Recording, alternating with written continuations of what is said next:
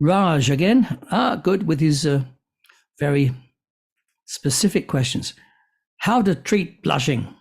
Yeah, there we go, Raj. How to treat blushing. Well, I have a technique that would be perfect for that. Let's think of what blushing is. We tend to think of blushing as a symptom that just happens. It happens to us or happens to the client and then goes. Okay. How on earth do you deal with that?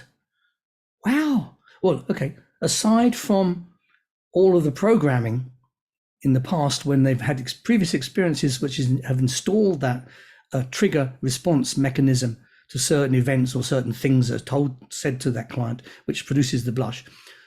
Aside from that, we can actually work directly on the symptom itself. But let's talk about the cause. We're looking at how that particular pattern is being maintained. Well, it's cause and effect. It's a trigger response. Something happens, and then we get that feeling, and then the blush happens. Okay, and we tend to think it's just a one-off thing, a blush. What do you deal with it? Well, it's not just a blush. Okay, so we work on the causes. We don't work on the causes by necessarily going back. We can look at how the brain's maintaining the memory of those trigger response reactions, maybe many times in the past, how it's maintaining that. But then we also work on the symptom itself. And the symptom, every symptom, even though it just seems like a blush, has a beginning, a middle, and an end. So what we need to do is identify what's the first thing that happens. And then I'd recommend, if you're doing this, identify what's the very last thing that happens. So you've got the beginning, the trigger, the thing that then terminates the blush. So you've got two to work with. Then find out what happens in the middle.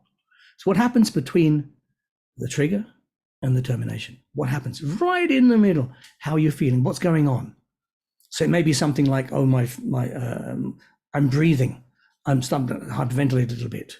Okay. So let's say the first thing is someone says something and I get this rush. Call it a rush or whatever. The last thing that happens is I feel safe and I feel that I've cooled down. Good, it was cooling down.